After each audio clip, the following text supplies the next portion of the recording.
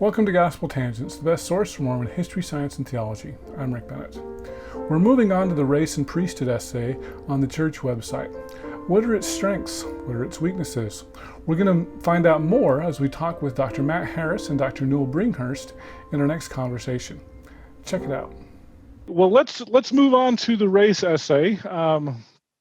And I know both Newell and Matt have been are experts on that topic. But I know, Matt, you're the one who kind of took the lead on that topic. Can you talk a little bit about your essay there on race and the priesthood? Yeah. So I'm 7 chapters into a 10-chapter book right now on race and Mormons, and this next book covers essentially 1930 to the present. So I've been thinking about the contemporary race relations. And I have a chapter on the 19th century, but really the book is 20th and 21st centuries. And so this essay really sort of fits squarely into this. So I think I've been thinking a lot about these things. And the race and priesthood essay, I think there are a number of really, really positive things. And I want to start with the positive first, I suppose. The first one is that the race and priesthood essay gives Latter-day Saints an authoritative document to wave in the air and say to the brother at church, look, the church no longer teaches that black people are cursed or that they were less valiant and pre-existent. And before, when Latter-day Saints would do that, they would get pushback. Who says that? Where? Right? They just didn't have anything to appeal to, really. And so, but now you've got an official document where somebody can wave in the air at church or anywhere else and say, look, this is not what the church teaches. It once taught this, but it no longer teaches it. So please don't say that, brother or sister. So I think that's really important to know. The second thing is that the race and priesthood essay, it talks about it being a temple and priesthood ban. And that's not a small distinction. That it used to be just really a temple or a priesthood restriction, but really it always impacted Black Latter-day Saints and their ability to go to the temple. They could always do some rituals in the temple, like baptisms for the dead, for example, but they were clearly forbidden from being sealed into the temple as husband and wife and also receiving their endowment. So it is a temple and priesthood restriction, and the essay makes that clear, and I think that's really, really an important point to make. The essay also denounces the idea that interracial marriage is a sin. And since I'm into the second book now on Blacks and Mormons, it's just extraordinary to me how much of the fear of interracial marriage governed the Brethren and towards their views on civil rights or whether to have black students come to BYU. Interracial marriage was at the bedrock of all of this. And certainly I don't want to give the impression that Latter-day Saints and BYU policies were unique, because that's just not true. Lots of Americans in the 20th century did not favor interracial marriage, and the church was one of them. Anyway, so the race and priesthood essay denounces that idea that interracial marriage is a sin or that it's forbidden, and that's really a step forward. Also, the church denounces or acknowledges that some black men held the priesthood during the early part of the church. And if I could just expand on that point for a moment, I think it's really important. This is something that comes up with Elijah Abel. He's sort of the first priesthood holder that's known to hold the priesthood. And we've now, we now know, thanks to some careful research by Connell O'Donovan and Paul Reeve and some others, that there are other men who hold the priesthood.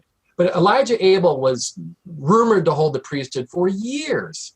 And the reason why that people knew about him in the mid-20th century, say, is because Andrew Jensen, an assistant church historian, published that idea in one of his 4 volumes of LDS biography, I think it was called.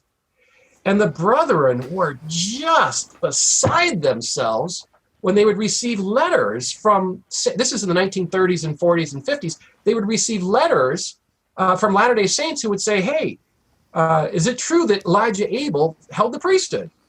And they didn't know how to answer it.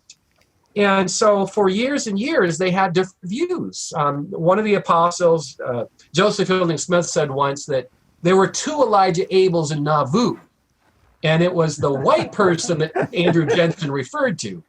I mean, and then the next year later, he said the exact opposite. Yes, it's true, but it was an exception. So he didn't know, Joseph Fielding Smith didn't know how to quite tackle that question or answer it.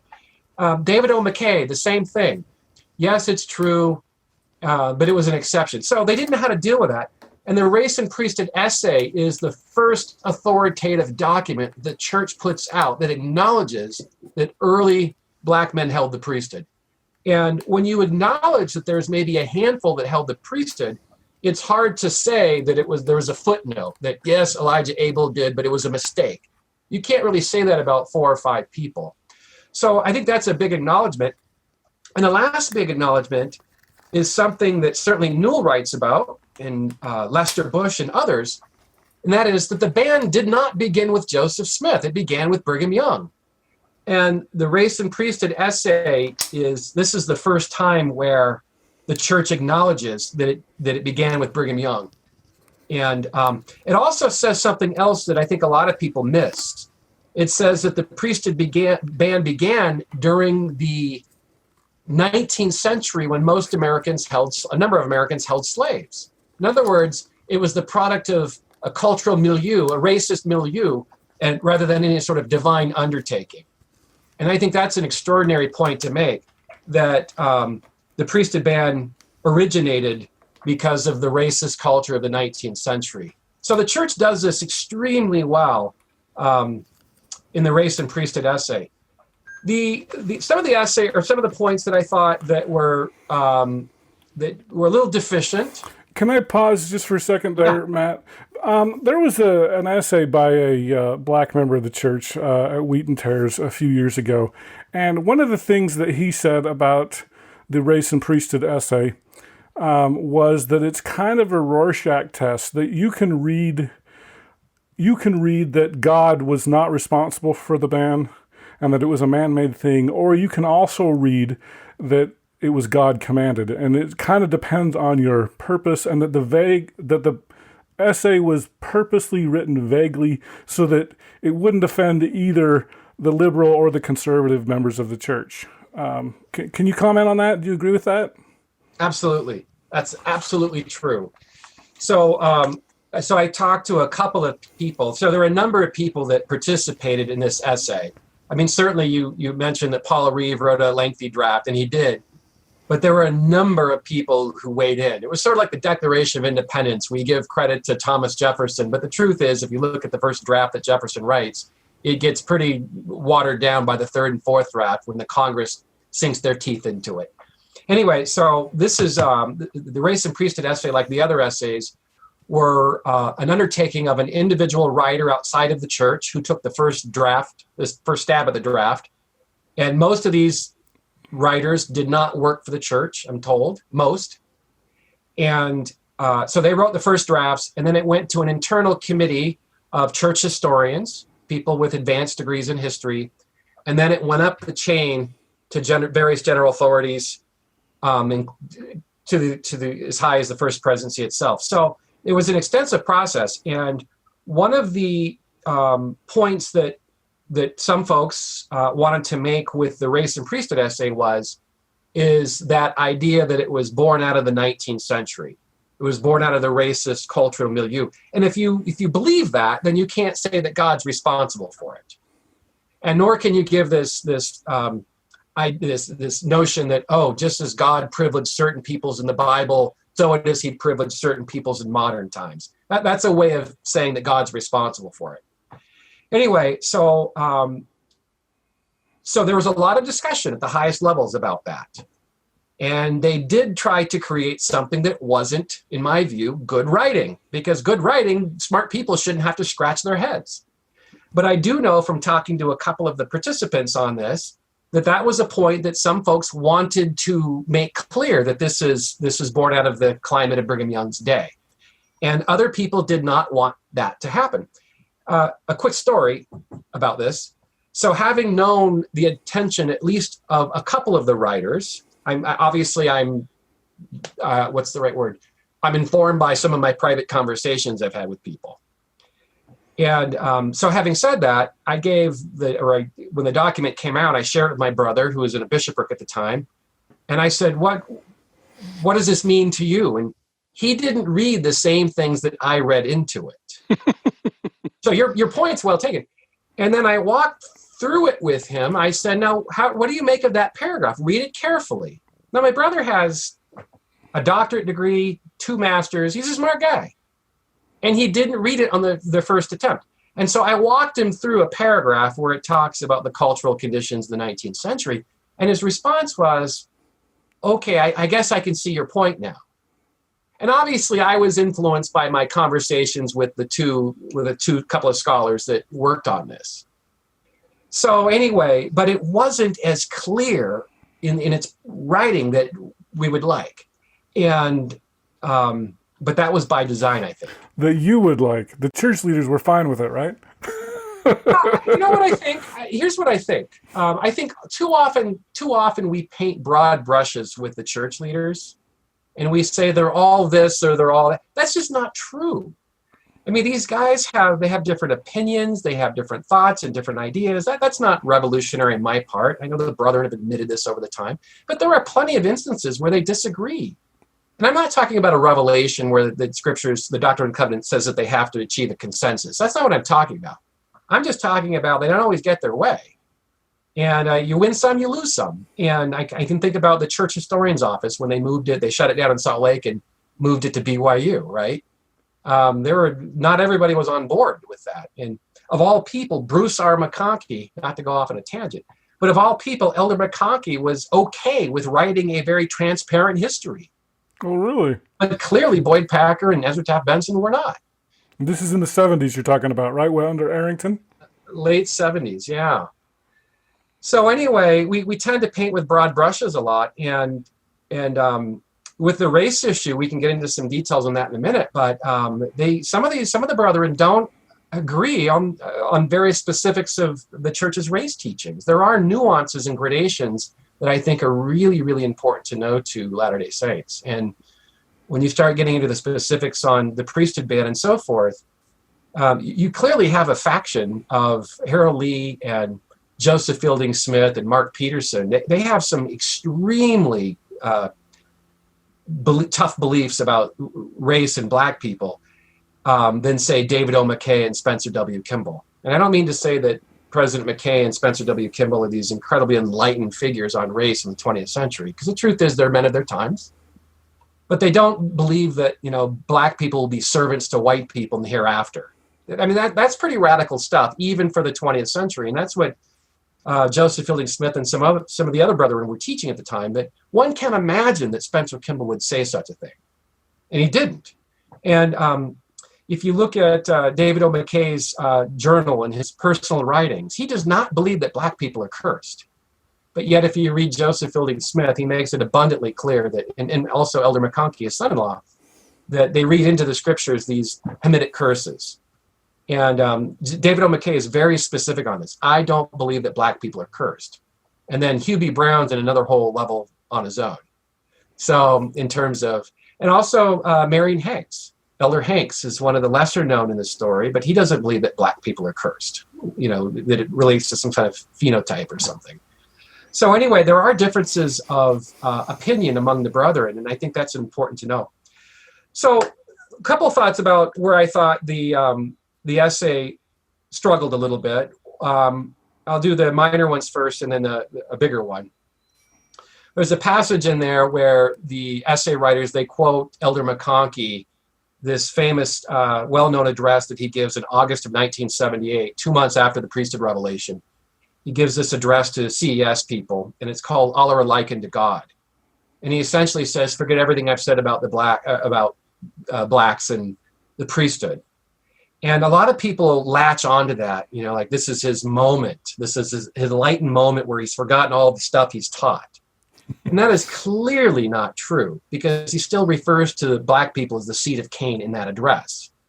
And in 1981, 4 years before he dies, he calls them the seed of Cain in General Conference. In 1998, his son publishes his memoir. So Joseph Fielding McConkie, who's a religion professor at BYU, he also refers to Black people as the seed of Cain in a book he wrote about his father, published in 2003. So to suggest that somehow Elder McConkie is this, he's turned a new leaf and Black people are no longer cursed, that's baloney. It's not true. He didn't take any of that stuff out of Mormon doctrine either, which continued to be published until 2010 or something. Yeah. So so the essay leads you to believe that he's progressive on race because he gives this wonderful talk called All Are Alike Unto God, but that's just not true. He's not progressive at all. And the other thing that's important to note is what he thinks about when he says, forget what I have said. What he meant by that was that he'd said before that Blacks will never hold the priesthood in my lifetime. Harold Lee said that. Joseph Fielding Smith said that. Well, Harold Lee was correct. It wasn't in his lifetime. They were all correct, right? And that's why McConkie said I was wrong. They hold the priesthood. Look, it's 1978. And but he said, this is how he justified it. This is really interesting, is the theology behind it. He said that God had lifted the curse. The ancient curse is no more, is what he says in this August of 1978 address. It wasn't that Black people were never cursed. God had lifted it. And he also created this new theology that he sort of ironically tore down some of the theological scaffolding that his father-in-law had created throughout his ministry. And his father-in-law was Joseph Fielding Smith, the prophet. Yeah, Joseph Fielding Smith, talking about favored lineages. That somehow God had favored the certain lineages within the house of Israel. And Ephraim would be the most prominent one, right? Ephraim was the lineage that would establish the gospel, that would provide leadership in the church. And McConkie titled this talk, All Are Alike Unto God, for a reason. That lineages no longer matter. There's no longer this hierarchy of lineages that Joseph Fielding Smith and some of the other brethren had once taught. That somehow all are alike unto God now. And the whole idea was, of course, that Black people were considered cursed, and they were outside of the house of Israel. They were not part of the house of Israel. They were never part of the house of Israel. And so McConkie said that Black people, after the priesthood revelation, could now be adopted into the house of Israel. So, and of course, they didn't have those distinctions anymore after the priesthood revelation, because Black people can now hold the priesthood, attend the temple, receive the temple endowment rituals, and then, of course, serve in leadership positions. So this theological scaffolding that Joseph Fielding Smith had once taught was now sort of leveled in 1978. So anyway, the race and priesthood essay makes Elder McConkie to be progressive on race when he's not. They quote the all are alike unto God stuff because it's good, it makes us feel good, but they don't really contextualize that sermon, that he's talking about creating a level playing field for Blacks and whites, but he's also talking about Black people as still belonging to the seed of Cain. And that's obviously problematic if you're trying to understand and contextualize Elder McConkie. Another thing that I think is important is this idea of race in the scriptures. And this is something that I don't think was ever part of the original, the essays. This is just such a tough topic to address. And that is, what do Mormon scriptures say about race, particularly this idea of racial fluidity, that dark skin through righteous living and moral probity can somehow be lightened over time, that God will lift the curse. And that's a tough thing to deal with. And the race and priesthood essay just doesn't want to deal with that. And it's really, really a challenging issue, because the leaders in the 19th century, and in particular the 20th century, some leaders teach this very aggressively, that Black people, dark-skinned people, will be white in the resurrection. And if you talk to a Black Latter-day Saint who's been around for a long time in the church, they've heard this. And not just Black, but our brown brothers and sisters have heard it too. That if they're just more righteous, there's a story told at BYU about, 2008, I think, where this Black Latter-day Saint woman, she came home from her class one day and she walked into her apartment and her white roommate was staring at her. And the Black woman said, what are you staring at? And she said, I'm just wondering what you'll be like in the resurrection and if I'll recognize you. And the black woman said, what do you mean? She said, you're going to be white in the resurrection. I'm just wondering if I'll recognize you. And this sort of racial stuff lingers throughout the 20th and into the 21st century. And I want to just add again that one cannot imagine David O. McKay and Spencer Kimball, among others, teaching such teachings. But Joseph Fielding Smith, he learned this from his father, Joseph F. Smith, and the church patriarch Eldridge G. Smith taught something very similar. And really, to be fair, Latter-day Saints did not create this idea of racial fluidity, that somehow your skin is a sign of a curse that's temporary, that will be removed one day. Mormons didn't come up with this on their own. This had been talked about among Protestants for a long time, that when they had embraced Christ, embraced his light and his love, that their skin tones would become lighter. And so the saints will pick up on all this stuff. I recognize there's a farms literature or an interpreter literature out there that, this is all symbolic. But it's really, really hard to argue that it's symbolic when Latter-day Saints are told this very specifically and directly, that your skin is the result of your unrighteousness in a pre-earth life. And Joseph Fielding Smith said something interesting to some church educators. This is in the fall of 1954. They asked him about this. Is it true that black people, Negroes, as they said in those days, is it true that Negroes will lose their dark skin tone? And Joseph Fielding Smith, who was then a senior apostle, he said, quote, we have actual literal examples of colored people losing their skin tone when they join the church. I don't know how to interpret that metaphorically. And so I think the church has done itself a disservice a little bit by not being more frank on teachings on race and so forth. And I also think that it's the Book of Mormon has some wonderful passages about racial inclusion, including the one in 2 Nephi, again, that all are alike unto God. He denieth none to come unto him, bond and free, Jew and Gentile, black or white. I mean, it's a wonderful verse of scripture about inclusion. And but we also have these verses of scripture that really talk about curses as being a sign of divine disfavor. And anyway, so that was a missed opportunity, I thought. And it's no small thing, because this idea of this curse has lingered on in the Mormon lexicon well into the 21st century. And it's really, the Brethren have been aware of it for a long time. They took some issues or some pains to address it just after the priesthood revelation. Spencer Kimball told the apostles in a meeting, he said that let's not teach that the ban was a result of a curse. I mean, this is sort of on the low in private, right? But it takes a long time for some of these views to matriculate into the public. And it would have been a nice way to address some of it in the race and priesthood essay. And maybe because of space constraints, or maybe because it's just such a controversial issue, they just didn't want to deal with it. But the stuff that we get from Farms and the Interpreter, it's just not, maybe some of it can be read as symbolic, but clearly the leaders in the 20th century thought that there was something literal going on. And it really, the discussion became so intense in the mid-20th century that the first presidency issued a statement in private. This is private. This is 1944. They issued a statement, and they said they were getting so many queries about this from the saints, about the skin tones of black people. And they wanted to know, will it be white? What's going on? And the first presidency at the time, George Albert Smith and J. Reuben Clark and David O. McKay, they said that God has not revealed the color of the Negro in the resurrection. That was the response that they had created. And clearly that's not the case today. I'm sure that President Nelson would say, black people are going to be black in the resurrection. I'm go on a limb there and say that. I think that is a limb, because I don't know that I would expect Nelson to say that necessarily. No, he wouldn't. He wouldn't. But I don't think that he's going to say that people of color are going to be white in the resurrection. That's, in this racially charged world we live in, he wouldn't say anything about it, really.